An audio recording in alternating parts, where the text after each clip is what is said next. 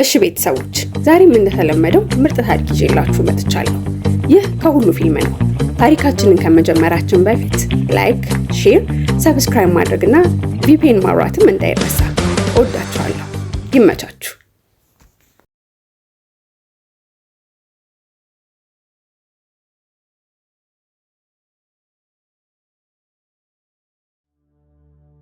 ነገሮች የሚጀምሩት በአንዲት ከፍቅረኛዋ ጋር ተጣልታ በዓለም ቤተሰቦቿ ቤት ለማክበር በመጣች ወጣት ነው። ይቺ ወጣት ሊሊ ትባላለች። ሊሊም ወደ ትውልድ ቦታዋ ስትመለስ ታናሽ እህቷ በዚያ እየጠበቀቻት ነበር። እህቷ ቪላሪያም በእህቷ መምጣት በጣም ደስተኛ ናት። ናፍቆታቸውን በመተቃቀፍ ከተወጡ በኋላ ቪላሪያ እህቷን ይዛ ወደ አዲሱ ቤቷ ያመራሉ።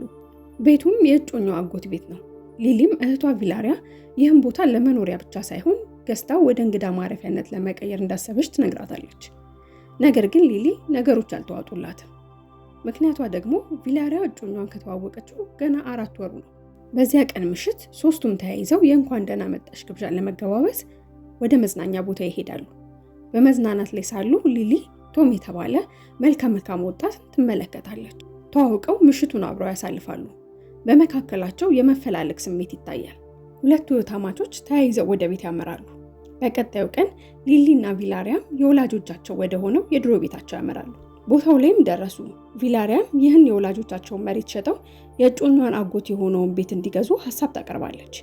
ሊሊ ግን መሸጥ እንደማትችልና ብዙ ጥሩ ትዝታዎች እንዳሏት ትናገራለች። ቪላሪያ ግን መሬቱ የሁለቱም እንደሆነና የራሷን ድርሻ እንደፈለገችው መጠቀም እንደምትችል ትነግራታለች።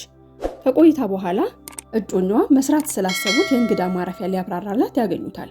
ሁሉንም ነገር በኃላፊነት ከቪክተር ጋር እንደሚወጡትና ወደ ፍጻሜውም እንደደረሱ ያስረዳቸዋል።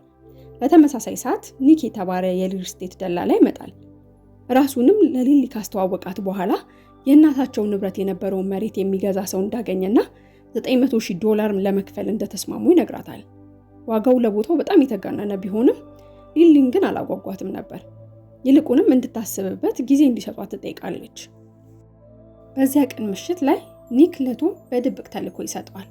ይህ ተልዕኮም ሊሊን በፍቅር እንዲያጠምዳት ነበረ። ይህ ደግሞ ሊሊ ቤቱን ለመሸጥ በቀላሉ እንድትስማማ ያደርጋታል ብለው አስበዋል። በቀጣዩ ቀን ሊሊ በመስራት ላይ ሳለች ቤታቸው ውስጥ ኃይለኛ የቧንቧ ፍንዳታ ያጋጥማታል። ሊሊም እርዳታ ለማግኘት ወደ ጎረቤታቸው ሄዳ ታንኳኳለች። በዚያ ያልጠበቀችው ነገር ያጋጥማታል። በሩን የከፈተው ቶም ነበር። ቶም ቧንቧውን አስተካክሎ ከጨረሰ በኋላ ለትንሽ ጊዜ ውሃ እንደማይኖራት ነግሯት ውሃ ከፈለገች በፈለገችው ጊዜ መታ ከሱ ጋር መጠቀም እንደምትችል ያስረዳታል። በተሰጠው ተልዕኮ መሰረት ማጥመዱን ቀጥሏል። ትኩረት እንድትሰጠውም ሳያስበው ውሃ ውስጥ እንደገባ በማስመሰል መዋኛ ገንዳ ውስጥ ዘሎ ይገባል። በዚህም ሊሊ ትንሽ ዘና ትላለች። የዛን ቀን ከሰዓት ሊሊ ከቪላሪያና ከእጮኛዋ ጋር አብረው ወደ ቤት ያቀናሉ። በራቸው ላይ አንዲት ሴት ቆማለች። የእጮኛዋ የቀድሞ ፍቅረኛዋ ነበረች። ሊሊ እጮኛዋ ከቀድሞ ፍቅረኛዋ ጋር ያለውን ግንኙነት ማቋረጥ እንዳለበት ለእህቷ አስረግጣ ትነግራታለች። ቪላሪያ ግን ፍቅር ነገሮችን እንዳታስተውል ስላደረጋት ከምንም አልቆጠረችውም ነበር። ከቆይታ በኋላ ሊሊ ወደ ትልቁ ቤት ትመለሳለች። ግን ውሃ ለመኖሩን ረስታው ነበር። ቢሆንም ሻወር መውሰድ ነበረባት። ስለዚህ ወደ ቶም ቤት ታቀናለች። ሻወር ከወሰደች በኋላ አብሮ በጣም ጥሩ ጊዜ ያሳልፋሉ። በጨዋታቸው መካከል ሊሊ የእናቷን ማስታወሻ ስለመሸጥ ትጠይቀዋለች። ቶም በዚህ ዋጋ ገዢ እንደማታገኝና በፍጥነት እንድትሸጠው ይነግራታል። በቀጣዩ ቀንም ኒክ ነገሮችን በፍጥነት እንዲጨርስና ባለሀብቶቹ መሬቱን ለመግዛት ዝግጅታቸውን መጨረሳቸውን ይነግሯል። ቶም ከሊሊ ጋር ጊዜ ማሳለፉን ይበልጥ ጨመረ።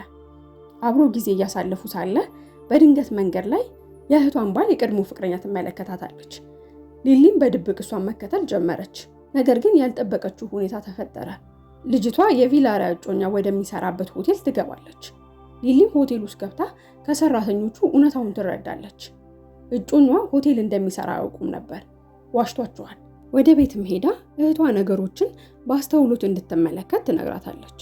ውድ ቪላሪያ ግን በፍቅር አይኗ ታውሮ ስለነበር እንደ ቀድሞ እጮኛዋን መከላከሏን ቀጥላለች። በዚያ ቀን ምሽት በድጋሚ ወደ መዝናኛ ቦታ ይሄዳሉ። ሊሊም በውስጧ የሚያስጨንቃት ሀሳብ አለ። ይህም የእህቷ ባል የዋሻቸው ጉዳይ ነው። እውነትንም ለማወቅ ከመፈለጓ የተነሳ እጮኛዋን በጥያቄ ታስጨንቀው ጀመር። ነገር ግን እጮኛዋ ያቀረበላት ምክንያት ቪላሪያ እንዳትጨነቅ በማሰብ እንደዋሻትና የተሻለ ስራ እየፈለገ እንደሆነ ይነግራታል። ነገር ግን ሊሊ ጥርጣሬው አልጠፋላትም። በዚህ ሁኔታ ላይ ሳሉ ቶም ይቀላቀላቸዋል። ነገሩንም ይቀይረዋል። በድንገት ቦርሳዋን ካስቀመጠችበት ቦታ አንድ ሌባ ይዞት ይሮጣል። መጥፎ ሰው እንዳልሆነ ለማሳየት እጮኛዋ ሮጦ ቦርሳውን የወሰደውን ሌባ አስጥሎ ንብረቷን ያስመልስላታል። በቀጣዩ ቀንም ቶም እና ሊሊ እውነታውን እንድትረዳ ለማድረግ ይሞክራል። የእናታቸውን መሬት ስንት እንደሚያወጣ እንድታውቅ ሰው ይዞላት ይመጣል።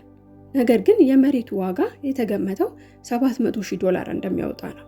ይህ ደግሞ ኒክ ከነገራት ዋጋ በጣም የወረደ ነው። ይህ ሊሊን ግራ ያጋባታል። ቢሆንም ቶም በተሰጠው ተልዕኮ መሰረት እሷን በደንብ መጠበቅና መንከባከብ እንዳለበት እየተረዳ ነው። የደበራትን ስሜት ለመቀየር ቶም ከሊሊ ጋር መጫወት ይጀምራል። የተሳካለትም ይመስላል። እየተዝናኑ ነው።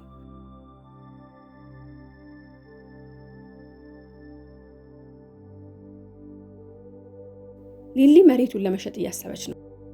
ሐሳቧን ለእህቷ ስትነግራት እህቷ ከመጠን በላይ ደስ አላት።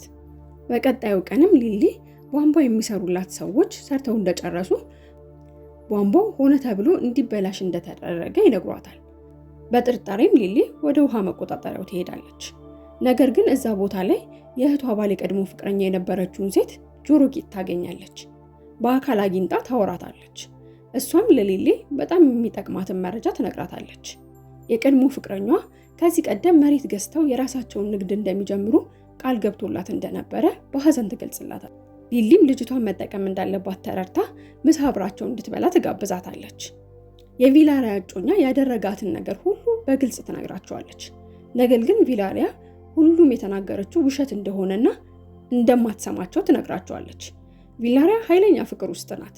ሊሊም ነገሮችን በራሷ መንገድ መፍታት እንዳለባት ተረድታለች። በነጋታውም ተነስታ ኒክን ለማነጋገር ወደ ቢሮ ትሄዳለች። ነገር ግን ኒክ በዚያ እንደሌለና የቤተሰብ ፕሮግራም እንዳለበት ባልደረባው ትነግራታለች። ቢሆንም እውነታዎችን ለማወቅ ቁርጥ የተነሳችው ሊሊ ሌላ መንገድ መፈለግ ነበረባት። ሌላ የሚያጠራጥር ሁኔታን ትመለከታለች። የሚኖሩበት ቤት ለሽያጭ የወጣ ቤት አልነበረም። ይልቁንም እጮኛዋ ቪላሪያን ለማሳመን የፈጠረው የውሸት መረጃ ነበር። ከዛ በተጨማሪም ከእናታቸው የወረሱት መሬት የትልቅ ሆቴል ፕሮጀክት ውስጥ መካተቱን ትመለከታለች። ሊሊም እልኋ ጨመረ። ቀጥታ ወደ ኒክ ቤት ታመራለች። ከኒክ ጋርም አለመግባባት ይፈጠራል። እንደዋሻቸውና መሬታቸውን በጣም በውድ ሊሸጡት እንደሚችሉ ታስረዳዋለች። ኒክ ግን ሁኔታውን ለማስተባበል ይሞክራል። በፕሮግራሙ መካከል ያልተጠበቀ ሰው ተገኝቷል። ቶም ነበር። ሊሊ ሁሉንም ነገር መጠርጠር ጀመረች። ነገሮችን አገጣጥማ ስትመለከት ቶም እሷን ለመሸወድ እየሞከረ እንደነበር ትረዳለች። ወደ እርሱ ቤትም ሄዳ መረጃ መፈለግ ጀመረች።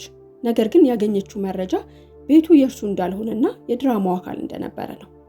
ሊሊ ውስጧ በጣም ተጎድቷል። በቀጣዩ ቀን የኒክ ባለቤት ወደ ሊሊ ቤት ትሄዳለች። ሊሊንም በድፍረት ውሉን እንድትፈርም ታስጠነቅቃታለች።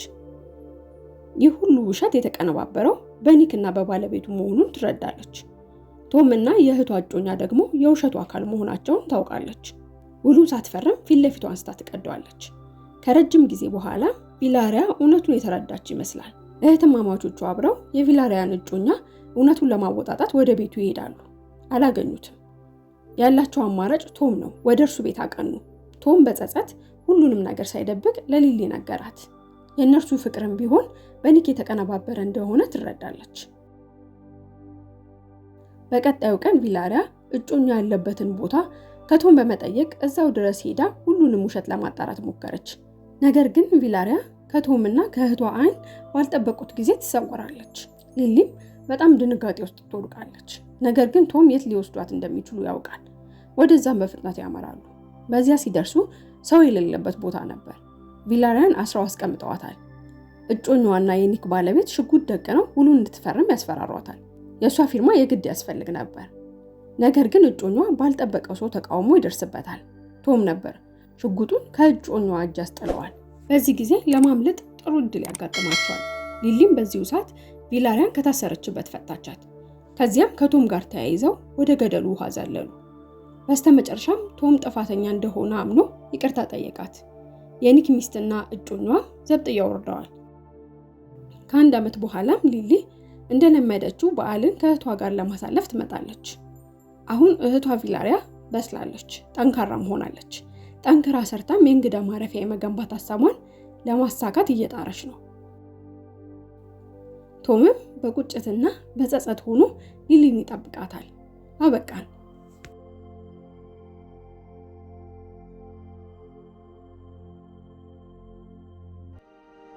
ከሁሉ የፊልም ቻናልን ሰብስክራይብ በማድረግ በዓለም ዙሪያ የሚሰሩ ፊልሞችን ታሪክ በአጭሩ ይመልከቱ።